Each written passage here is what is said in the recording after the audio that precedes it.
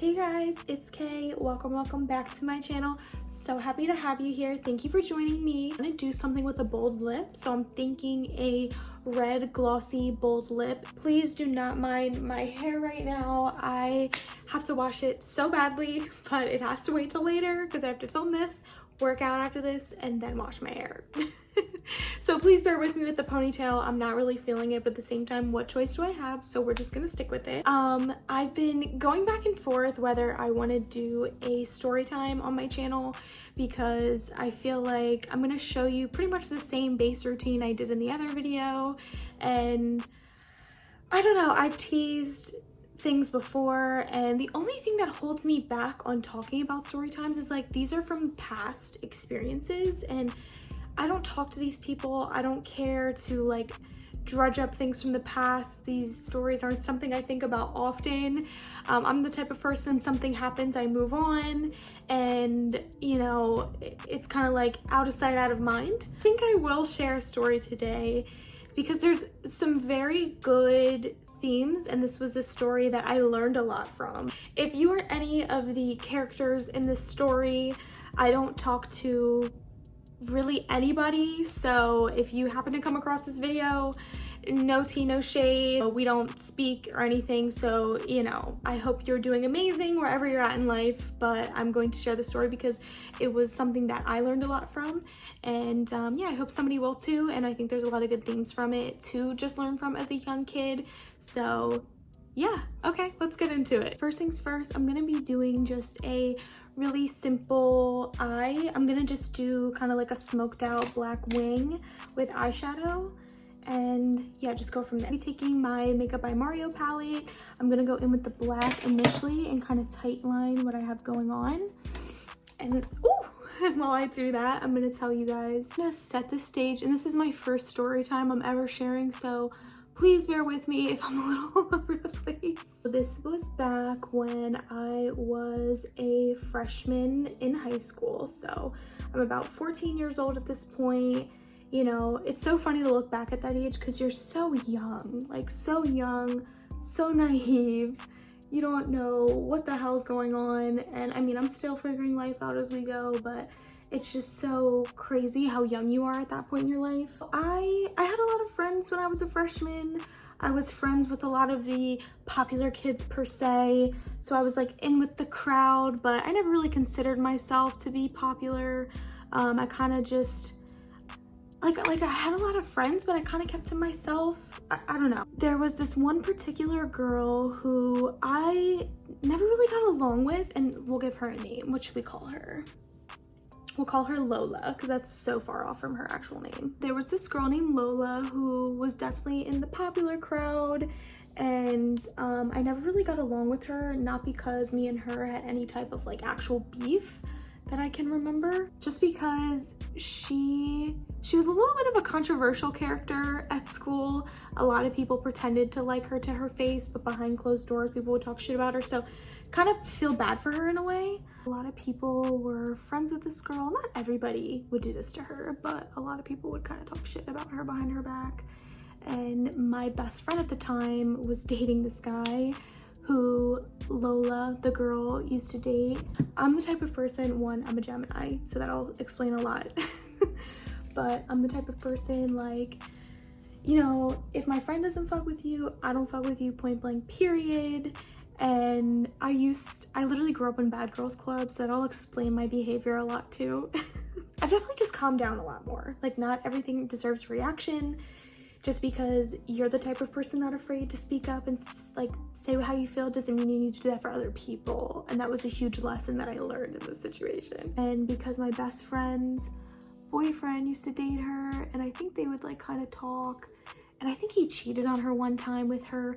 Like, there was like that whole thing. So that's like an underlying theme that was kind of going on. Fast forward this year, like I said, I'm a freshman in high school, and I had a public speaking class with Lola and all of like our mutual friends and her best friend.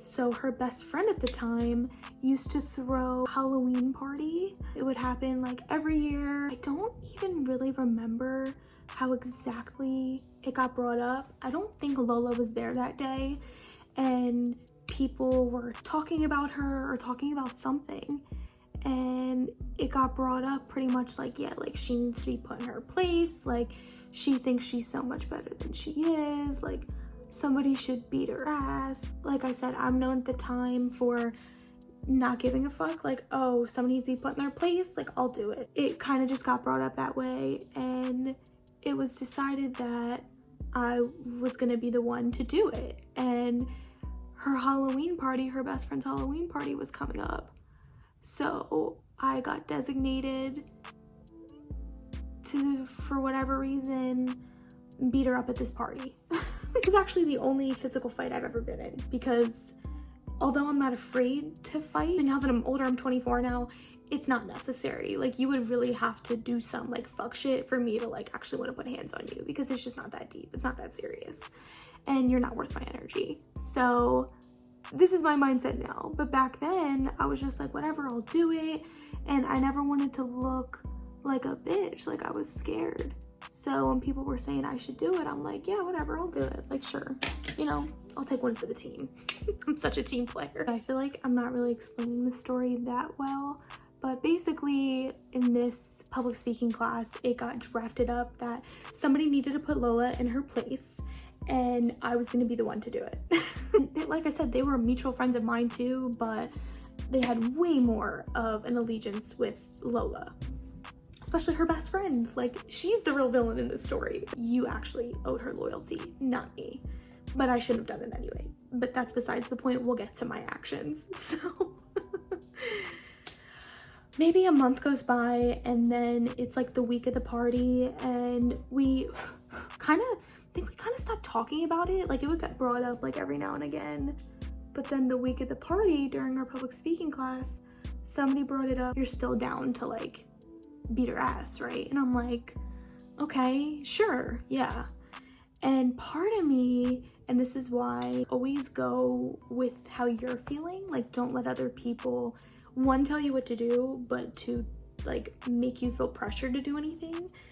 So part of me was like, sure, I'll do it. Like, I really wasn't thinking that much about consequences at this point, but I'm like, you know, everybody's telling me to do it, I'll do it. It is what it is. I believe this party was on a Saturday, and I woke up Saturday obviously like knowing what was expected of me later in the night, and I was starting to have regrets. I was starting to just feel like, you know, why am I gonna put my hands on this girl? Like, what's really the purpose? Like, I don't really have a beef with her.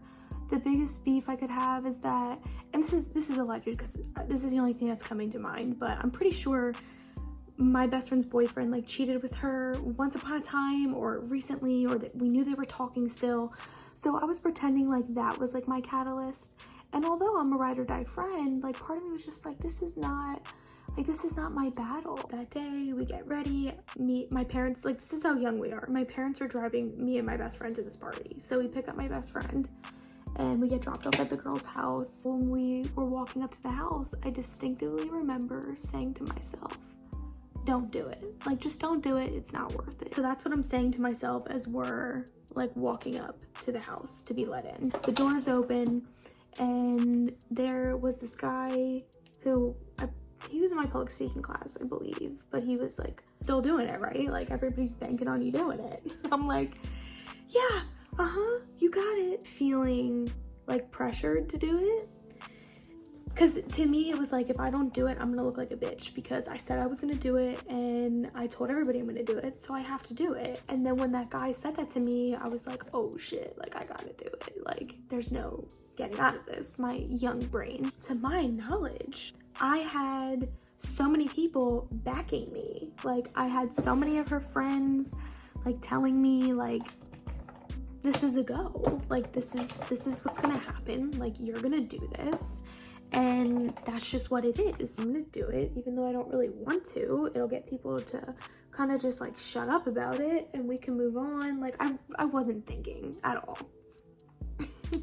So the party's going on, and I want to say I was there for like maybe an hour and a half at this point, and I still didn't do it. I was kind of trying to avoid it a little bit because I obviously saw this girl was here.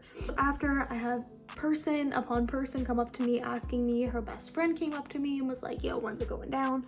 So I'm just like, oh my God, like I'm almost getting annoyed at this point. So I'm just gonna fucking do it. And so everybody shuts up. I'll pop this girl in the mouth and then we'll move on. Walk up to her in front of everybody. And I literally said to her, because I'm like, look, I'll give her a shot. Like I'll let her know. I'll give her a heads up. Like I'll let her know like what's about to happen. It's like not funny, but it is. I said to her, I'm just like, yeah, like I literally think I walked up to her and said this exact line. I said, I'm gonna punch you in the face. And she was probably like, what? Like, say that again? Come again? Huh? And before you knew it, yep, I think I literally punched her. She like fell back into a door. She grabbed my hair and it was over within like 2 seconds. And to say I punched her in the face is probably even, like, that sounds worse than it is. Like, my heart was not in this. I did not want to hit this girl. Like, I probably barely even put any force to her. And then of course, the second I do it, it's a big deal. Like, all the lights come on in the party. Everybody's like seeing what happened, even though 90% of them knew it was gonna happen. But the shock to me, so this is when the real part of the story starts to kick in. So to my surprise, I'm thinking like everybody's gonna back me. Her friends literally told me to do this. So that's the impression I'm under. So I'm like, okay, like say less. Like everybody's gonna back me. It is what it is. Ooh, to my surprise. Right after it happened, like I said, all the lights came on and everybody starts like looking at me funny. And like to me, I'm just like, you know, what's tea? Like what's tea right now? Because y'all are ones that told me to fucking do this. Like you gave me the idea to begin with. But I kind of brushed it off at first. I'm like, maybe it's just like the after effects, like whatever. But oh no. So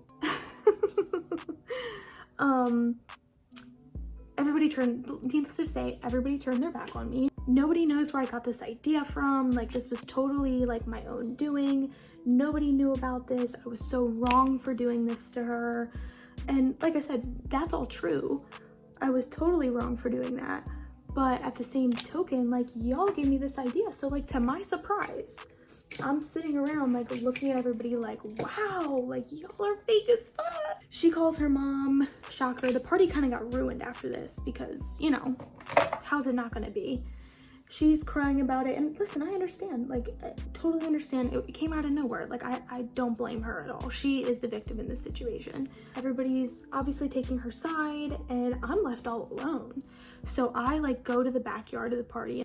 But so her mom shows up at this party and I'm not gonna say anything about her mom because that's not necessary, but her mom shows up at this party. I'm just gonna say her mom's a little bit controversial of a character as well. And her mom says, like she walks in the party and she's like, where's Kaylin? Where's Kaylin? Like full government name, like where's Kaylin? And I'm just like, oh shit. So I run to the backyard. Cause I'm like, fuck, like I ain't trying to get in trouble. Like, you know what I mean? Like this was not how I pictured this going. This one guy who I will never forget this because he was the only person that stuck up for me. The mom comes out, finds me in the backyard and she screams at me and like kind of understandably, but it's also just like, you know, I know you want to stick up for your daughter, but at the same time, like, call my mom. You have an issue, you want to talk to somebody, talk to my mom. There's no reason for you to yell at me. Because also I'm a child. And she screams at me like, why? Like, why the fuck would you do that to my daughter? And I kind of just look at her like, like, I don't really know what you want me to say. Like, I'm just as shocked as you right now.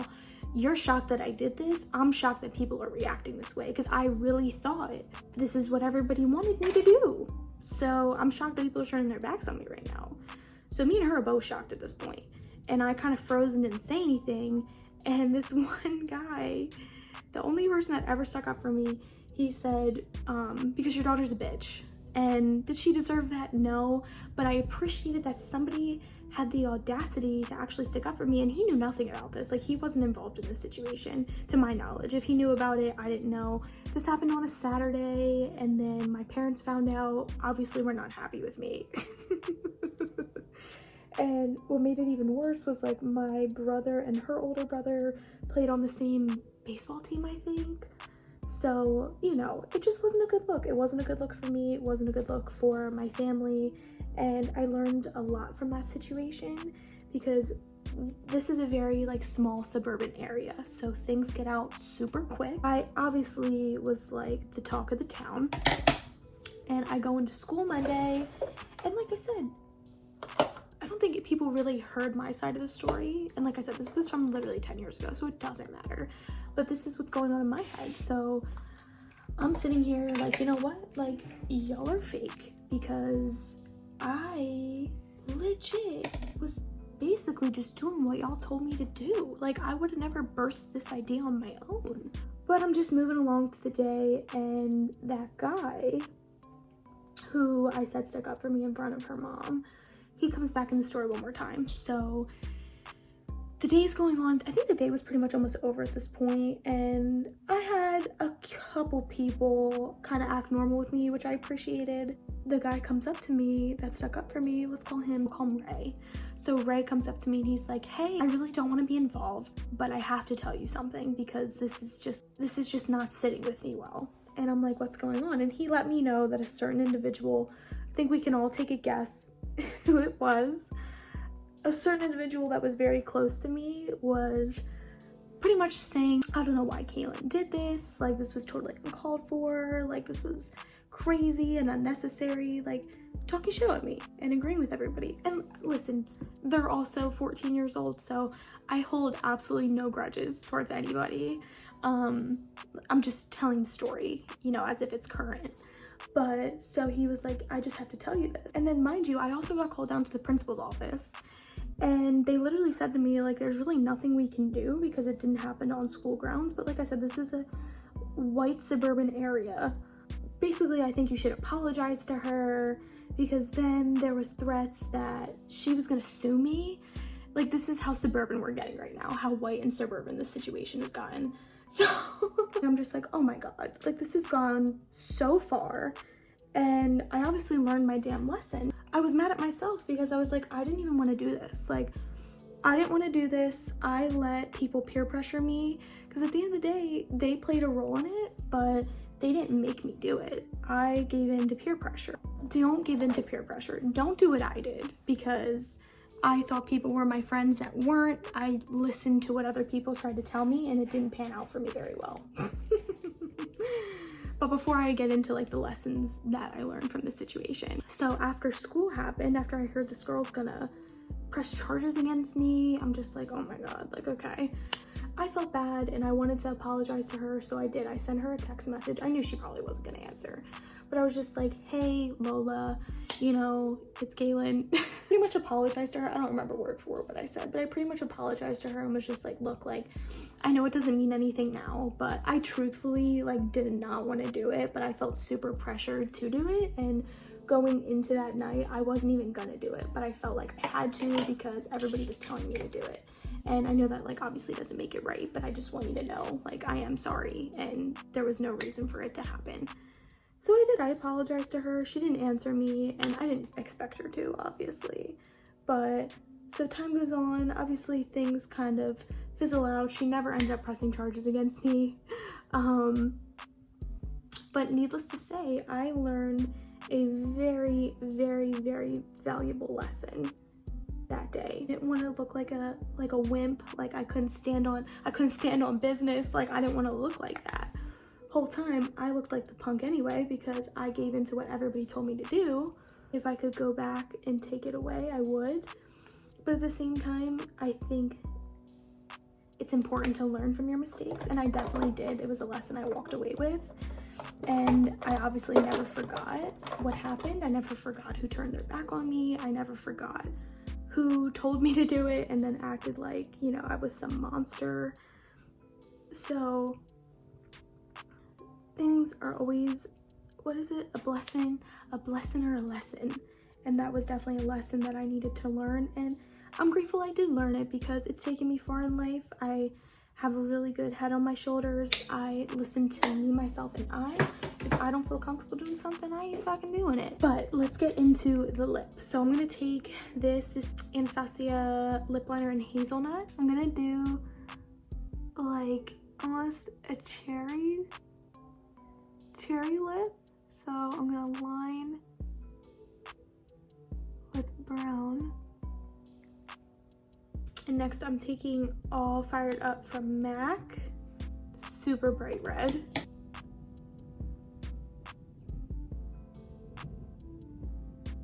I'm gonna go in with the MAC lip glass, the clear one. Okay guys, this is the final look here. I am absolutely obsessed with how this turned out. I think it came out so pretty. Let me just come up nice and close for you. Just a really simple eye with a really pretty lip, and I just think it turned out so cute. So if you enjoyed this video, please give me a big thumbs up. Make sure you are following me. Hope you enjoyed my story time today. Hopefully you took something from it. I hope you learned from it as well, or you kind of just got a funny laugh from hearing about an embarrassing story from my past 10 years ago. Thank you guys so much for watching, and I will catch you in my next video. Mwah. Bye guys.